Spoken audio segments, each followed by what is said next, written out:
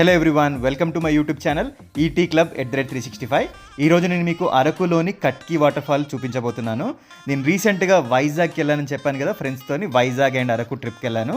So అందులో ఇది ఒక పార్ట్ అన్నట్టు మీరు చూసుకోవచ్చు. ఇవి అక్కడ నుంచి అరకు నుంచి మన బుర్రా కేవ్స్ నుంచి వెళ్ళామన్నట్టు. అక్కడ నుంచి జీప్స్ ఉంటాయి. సో మేము వెళ్ళేది ఆ జీపే. రోడ్ అయితే వరస్ట్ ఉంటుంది అన్నట్టు. అలానే వెహికల్స్ కూడా చాలా ఓల్డ్వి అండ్ వరస్ట్గా ఉంటాయి. మేమైతే భయపడ్డాం చాలా. అదొక అడ్వెంచర్. డ్రైవర్స్ కూడా చాలా లైక్ అదొక స్పోర్ట్స్ డ్రైవర్లా తోలారన్నట్టు.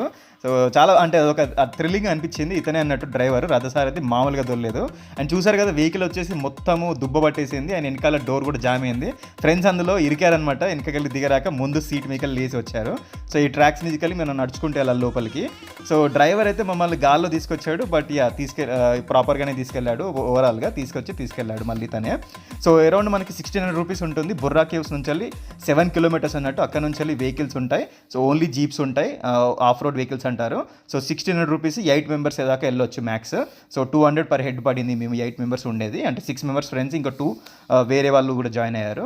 సో మీరు టైమింగ్ కూడా చూసుకోండి. మార్నింగ్ 6 నుంచి ఈవినింగ్ 6 వరకు ఉంటుంది. వింటర్ సీజన్లో అయితే కొద్దిగా తొందరగా చీకటి అయిపోతుంది కాబట్టి మీరు చూసుకొని వెళ్ళండి. సో మనం కొద్దిగా లేట్గా వెళ్ళాం మేము, కాబట్టి చీకటిగా అనిపించింది. బట్ ఓవరాల్ వ్యూ అయితే ఓకే. సో ఇక్కడ వచ్చేసి లొకేషన్ కూడా చెప్పాను కదా, 7 కిలోమీటర్స్ డిస్టెన్స్ ఉంటుంది. బుర్రా కేవ్స్ నుంచి అయితే దగ్గర. అరకు వ్యాలీ నుంచి అయితే అరౌండ్ 40 కిలోమీటర్స్ ఉంటుంది. సో అదన్నట్టు. సో మనకి అరకు వ్యాలీ నుంచి డైరెక్ట్ ఈ ప్లేస్కి ప్రైస్ ఏంటో నాకు తెలీదు. మేము డైరెక్ట్ బుర్రా కేవ్స్ నుంచి వెళ్ళాం ఇక్కడికి. బట్ ఎక్స్పీరియన్స్ అయితే బాగుంది, అడ్వెంచరస్గా. ఫుడ్ విషయానికి వచ్చేది ఉంటే మనకు అక్కడ కింద బొంగులో చికెన్ చీకలు అంటారు కదా, అవి ఉన్నాయన్నమాట. చాలా బాగున్నాయి. అంటే నేను అంతకుముందు ఒక వీడియో పెట్టాను, మీరు చూసుకోవచ్చు.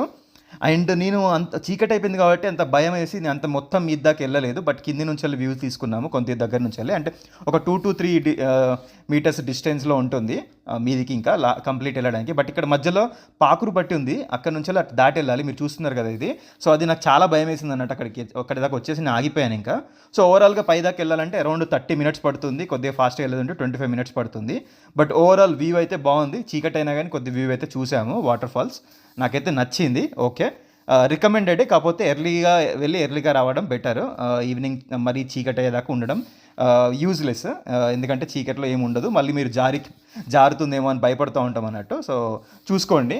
అండ్ రిటర్న్లో మనం వెళ్ళేటప్పుడు ట్రాక్స్ మీదకి వెళ్ళాం కదా. సో రిటర్న్లో కూడా మళ్ళీ దాని మీదకి నడుచుకుంటూ వచ్చేసాము. సో అక్కడ టనెల్ ఉంది, అందులోకి వెళ్ళి కరెక్ట్ టైంకి ఒక ట్రైన్ లైట్ వేసుకొని వచ్చింది. ఆ వ్యూ అసలు అద్భుతంగా అనిపించింది. అందుకని అలా క్యాప్చర్ చేశాను. సో చాలా బాగా నచ్చింది నాకు. Thanks for watching. Like, share, subscribe to my YouTube channel. Have a great day.